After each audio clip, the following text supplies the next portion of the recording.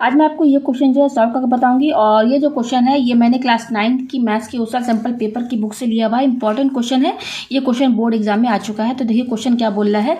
27 solid iron sphere each of radius r and surface area S are melted to form a sphere with surface area S dash. Find the radius r dash of the new sphere. और second यहाँ पर है ratio of S dash and S. यहाँ पे ये बोल रहा है कि 27 सॉलिड आयरन स्फीयर लिया गया है और सबका रेडियस क्या है, आर है, और सबका सरफेस एरिया क्या है, एस है।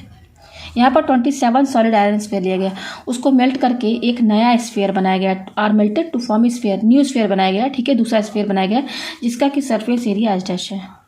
तो हमें यहाँ पर पहला क्या निकालना है कि जो न्यू स्फीयर बनाया है, जिसको मेल्ट करके बनाया गया, उसका रेडियस हमें फाइंड करना है, जिसको कि आर डैश माना गया, यानी कि हमें यहाँ पर आर डैश की वैल्यू फाइंड करनी है। दूसरा हमें यहाँ पर ratio of S dash and S, यानी कि जो न्यू स्फीयर है उसका सरफेस एरिया एस डैश और जो 27 सॉलिड आयरन स्फीयर है उनका सरफेस एरिया यानी कि एस डैश अपॉन एस हमें यहाँ पर ये निकालना है, ठीक है।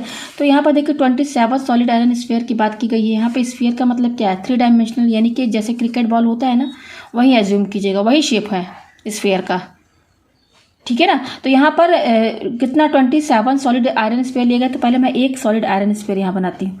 तो यहाँ पर देखिए ये मैंने बना दिया। यहाँ पर तो मैं 3 डायमेंशनल बना नहीं सकती, तो यही एज्यूम कीजिएगा कि ये एक सॉलिड स्फीयर है, ठीक है, जिसका की रेडियस, सबका कितना रेडियस बता रहा है, आर बता रहा है, ठीक है। और सरफेस एरिया क्या है, सरफेस एरिया यानी कि सरफेस एरिया कैसे समझेंगे, क्रिकेट बॉल का जो चारों तरफ जो आपको एरिया दिखता है ना, बाहरी पार्ट जो रहता है, ये सरफेस एरिया, ये सरफेस एरिया है, वो कितना दिया हुआ है, एस दिया हुआ है। ये देखिए एस दिया हुआ है, या मैंने एरो करके बता दिया, ये बाहरी पार्ट जो है ये एस है, सरफेस एरिया ये माना गया, ठीक है। तो यहाँ पर देखिए ये एक तो सॉलिड आयरन स्फीयर मैंने लिया है। तो यहाँ पर इसका अगर हम वॉल्यूम निकालें तो volume of 1 solid iron sphere अगर हम निकालना चाहें तो क्या होगा, स्फीयर का वॉल्यूम क्या होता है, 4/3 पाई आर क्यूब होता है। तो 4/3 पाई, और रेडियस यहाँ पर क्या है, आर है, तो आर क्यूब ये हो गया।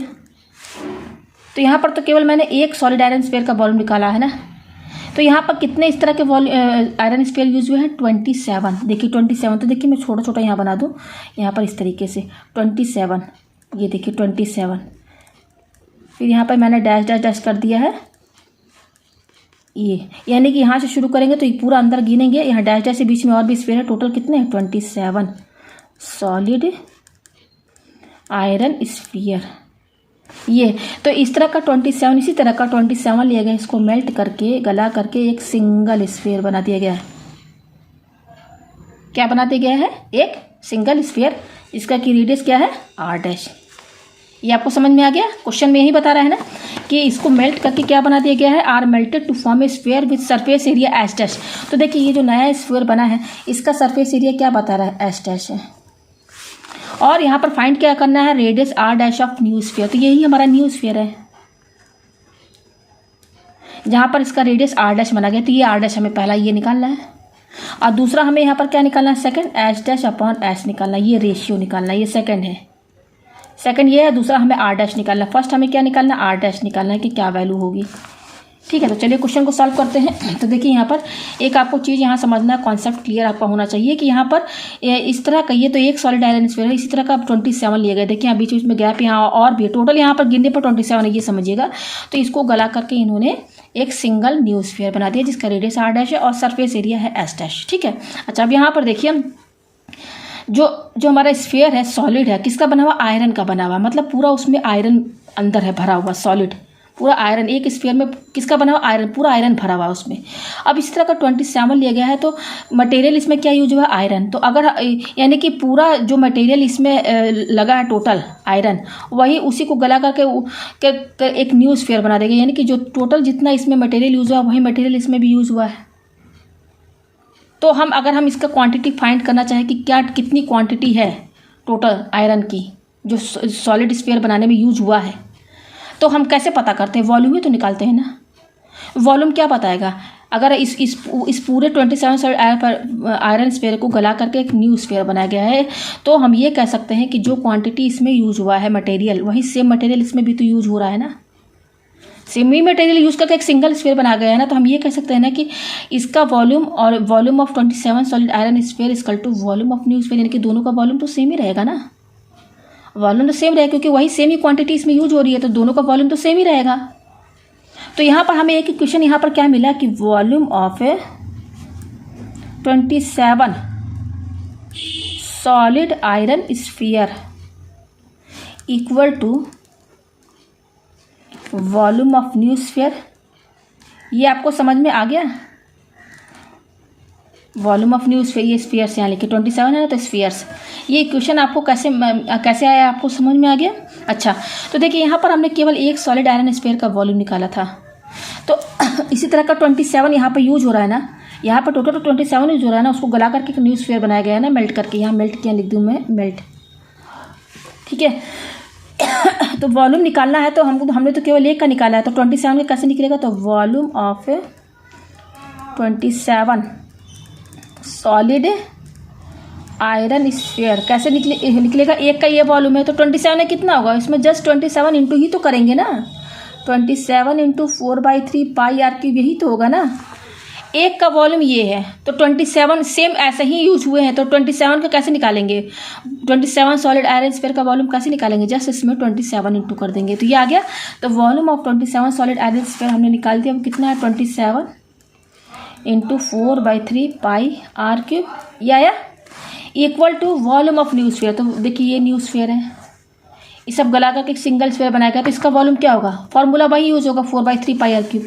तो 4/3 पाई, भाई इसका वॉल्यूम भी तो होगा ना, तो 4/3 पाई, यहाँ पे हमने रेडियस को r डैश माना है, तो 4/3 पाई r डैश का होल क्यूब, ऐसे लिखेंगे आप। ये हो गया। अब देखिए इक्वल टू के दोनों साइड 4/3 पाई, 4/3 पाई कैंसिल हो जाएगा, तो हमारे पास क्या आ रहा है? 27 r क्यूब इक्वल टू, ये क्या है? r डैश का होल क्यूब, यही ना आएगा, ठीक है। ये तो कट गया। अच्छा, अब यहाँ पर इसको हम ऐसे ले देते हैं, r डैश का होल क्यूब इक्वल टू, और इसको हम यहाँ लिख देते हैं, ठीक है। इसको पहले लिख दिया, इसको बाद में। अब 27 को हम 3 का होल क्यूब लिख सकते हैं कि नहीं? 3 को 2 बार इंटू करेंगे तो 27 आएगा, और ये क्या है? r क्यूब है, ये आया हमारे पास। अब ये 3 और 3 में भी पावर क्यूब है, यहाँ पर भी पावर क्यूब, दोनों में पावर सेम है, तो 3r का होल क्यूब लिख सकते हैं कि नहीं? लिख दिया। यहाँ पर हमारे पास का क्या आया? r डैश का whole cube equal to 3r का होल क्यूब। अब यहाँ देखिए इक्वल टू के दोनों साइड, यहाँ दोनों में पावर सेम है, तो पावर कैंसिल हो जाएगा, तो r डैश की वैल्यू में ये 3 कैंसिल हो जाएगा पावर, तो क्या मिलेगा? r dash equal to 3r। ये सब आपने पावर एंड एक्सपोनेंट में पढ़ा है, मैं समझा देती हूँ। जैसे मान लीजिए कि x का पावर m है और y का पावर m है, यहाँ पर बेस क्या है? x और y, और पावर दोनों में सेम है, तो इस केस में हम x y को एक साथ करके यहाँ डायरेक्ट पावर 4 ब्रैकेट लगा के पावर लगा सकते हैं। एक ये फॉर्मूला यहाँ यूज हुआ। दूसरा कि अगर x का पावर m है और इक्वल टू के बाद y का पावर m है, आप यहाँ दे सकते हैं पावर इक्वल टू के दोनों साइड पावर सेम है, तो पावर कैंसिल हो जाकर ये सीधे x इक्वल टू y के बराबर हो सकता है। तो ये दो फॉर्मूले यहाँ पे यूज हुआ है, एक ये वाला और दूसरा ये वाला यूज हुआ, ठीक है। तो यहाँ से हमें r डैश की वैल्यू कितनी मिली? 3r। तो एक तो हमें ये मिल गया आंसर। पहला हमें क्या निकालना था कि न्यू स्फीयर का रेडियस हमें फाइंड करना था, तो कितना आया? r dash equal to 3r। तो यहाँ से आपको क्या समझ में आ रहा है? यहाँ से ये समझ में आ रहा है कि जो सॉलिड आयरन स्फीयर है, जो 27 यूज हुआ है, जिसका कि सबका रेडियस r है, ठीक है। तो अब जो नया स्फीयर जो बना है ना, उसका रेडियस क्या है? 3 गुना है।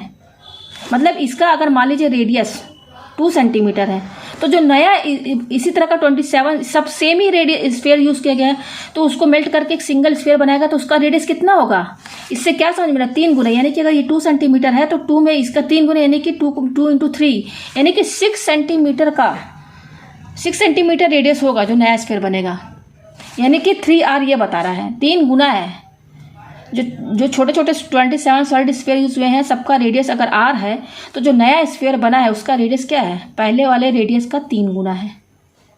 तो ये न्यू स्फीयर का रेडियस इतना आ गया। अब हमें यहाँ पर क्या फाइंड करना है? रेशियो। किसका रेशियो फाइंड करना है? देखिए यहाँ पर क्वेश्चन में बता रहा था s डैश अपॉन s, ये हमें फाइंड करना है। तो सबसे पहले हम s डैश निकाल लेते हैं, ठीक है। तब उसके बाद s निकालेंगे। तो s डैश देखिए कैसे, हमारा ये नया स्फीयर ये बना है ना, जिसका कि सरफेस एरिया एस डैश ये माना गया, ये क्वेश्चन में भी बता दिया था कि एस डैश है न्यू स्फीयर का। तो देखिए surface area of new sphere, तो देखिए स्फीयर का सरफेस एरिया क्या होता है? 4 पाई r स्क्वायर होता है, यही ना मेन फॉर्मूला है। तो ये न्यू स्फीयर है, तो न्यू स्फीयर का रेडियस क्या है? r डैश है, तो यहाँ पे फॉर्मूले के हेल्प से क्या हो जाएगा? 4 पाई r डैश का स्क्वायर, यही होगा ना, रेडियस r डैश माने ना, तो 4 पाई r स्क्वायर, यही फॉर्मूला के हिसाब से ये आएगा। अच्छा, यहाँ पे r डैश अभी हमने कितना निकाला? 3r। तो यहाँ पर इस r डैश की जगह हम 3r रखेंगे, ठीक है। तो क्या हो जाएगा 4 पाई r डैश कितना है 3r। अब क्योंकि यहाँ स्क्वायर लगा तो यहाँ स्क्वायर लगा दीजिए भाई। हम यहाँ r डैश की वैल्यू रख दिया 3r, तो ये हो गया 4 पाई। अब देखिए 3r का होल स्क्वायर, तो 3 को 2 बार इंटू करेंगे तो 9 आएगा। इन सब के बीच में है इंटू का साइन, और r को भी 2 बार इंटू करिए तो r इंटू r क्या हो जाएगा r स्क्वायर हुआ। तो ये हमारा surface area of new sphere, जिसको कि क्या माना गया था एस डैश, ये देखिए एस डैश या ब्रैकेट में लिख दे, यही ना माना गया है। इसके सरफेस एरिया क्या माना गया एस डैश। तो हमारे पास एस डैश कितना आया, इतना आया। अच्छा यहाँ पर देखिए हमने जब वॉल्यूम निकाला था तो पूरा 27 का निकाले थे, क्योंकि यहाँ पर मटेरियल पूरा 27 जो सॉलिड आयरन स्फीयर उसका पूरा मटेरियल यूज़ हो रहा है इसमें, इसलिए हमने यहाँ पर 27 इंटू किया था जब वॉल्यूम निकाला था, क्योंकि यहाँ पर 27 पूरा यूज़ हो रहा है ना आयरन स्फीयर, इसी को मेल्ट करके न्यू बनाया जा रहा है ना। तो यहाँ पर हम पूरा 27 का वॉल्यूम निकालेंगे सॉलिड आयरन स्फीयर का। लेकिन यहाँ पर अब हमको सरफेस एरिया निकालना है, तो सरफेस एरिया पे आपको यहाँ पर 27 इंटू नहीं करना है, सीधे यहाँ पर एक ही का सरफेस एरिया यहाँ पर यूज़ हो गया। यानी कि हम यहाँ पर ये लिखेंगे surface area of A one solid iron sphere, जिसको कि एस माना गया था। इसका सरफेस एरिया क्या माने थे, एस माने थे ना। ये तो एक सॉलिड आयरन स्फीयर का सरफेस एरिया सब सेम ही है, तो सबका भी सरफेस एरिया ऐसे ही तो होगा ना। सबका सरफेस एरिया क्या होगा, ऐसे ही तो होगा, ऐसे ही ना रहेगा। सबका साइज सेम है तो सरफेस एरिया भी तो सबका सेम रहेगा ना। तो surface area of one solid, तो सबका सरफेस एरिया सेम है, तो यहाँ 1 लिखने की जरूरत नहीं है। और यहाँ पे आपको 27 इंटू नहीं करना है, हमें यहाँ पे वॉल्यूम निकाला था तब हमने इंटू किया था 27, ठीक है। यहाँ पर तो सबका सरफेस एरिया सेम है तो एस लिखेंगे। तो इस कितना होगा 4 पाई, भाई इसका रेडियस क्या है आर है, तो इस सरफेस एरिया क्या होगा 4 पाई आर स्क्वायर। तो 4 पाई रेडियस हमने आर माना है तो आर स्क्वायर ये आ गया। तो ये एस है और ये एस डैश है, तो हमें रेशियो निकालना है डैश अपॉन एस। तो निकाल लीजिए एस डैश कितना आया, ये है देखिए 4 pi into 9 r square upon S कितना है, एस हमारा ये है 4 पाई आर स्क्वायर। तो देखिए 4 pi cancel, r square cancel, तो क्या बच रहा है ऊपर 9 नीचे 1। तो रेशियो क्या आया S dash is to S. ये अपॉन को हम रेशियो में भी लिख सकते हैं इक्वल टू, ये 9/1 इसको 9:1 लिख सकते हैं। और एक चीज़ और समझ सकते हैं एस डैश अपॉन एस, इससे एक चीज़ और समझ में आ सकता है। ये आया है ना हमारे पास, तो क्रॉस मल्टीप्लाई कीजिए, तो सरफेस ये एस डैश जो है 1 से इंटू होगा, तो एस डैश इक्वल टू, और ये एस जो है इससे इंटू होगा तो 9 इंटू एस, यही ना आ रहा है। क्रॉस मल्टीप्लाई करें तो इससे क्या समझ में आ रहा है, ये एस जो है ये किसका है सरफेस एरिया, जो 27 सॉलिड आयरन यूज़ हुआ है ना, तो उसमें एक सॉलिड आयरन स्फीयर ये है, तो उसका सरफेस एरिया ये एस है। यही ना बता रहा है, सबका सरफेस एरिया तो सेम रहेगा क्योंकि सब सेम साइज के हैं। तो ये है, तो जो नया जो हमारा जो स्फीयर बना है ना एस डैश, जो सरफेस एरिया जो हमारा न्यू स्फीयर जो बना है उसका जो सरफेस एरिया एस डैश है वो कितना आ रहा है, जो पहला वाला है उसका 9 गुना आ रहा है, यानी कि बड़ा आ रहा है सरफेस एरिया। समझ में आ रहा है ना आपको, तो भाई बड़ा ही तो हो रहा है ना भाई। 27 को मेल्ट करके सिंगल बड़ा स्फीयर बनाया गया, तो ये तो ज़्यादा ही आएगा ना surface area S dash equal to 9 S. उस तरह से रेडियस भी ज़्यादा आया था, आर डैश कितना आया था 3 आर आया था। समझ में आया। तो मुझे उम्मीद है आपको ये क्वेश्चन जो अच्छे समझ में आ गया होगा।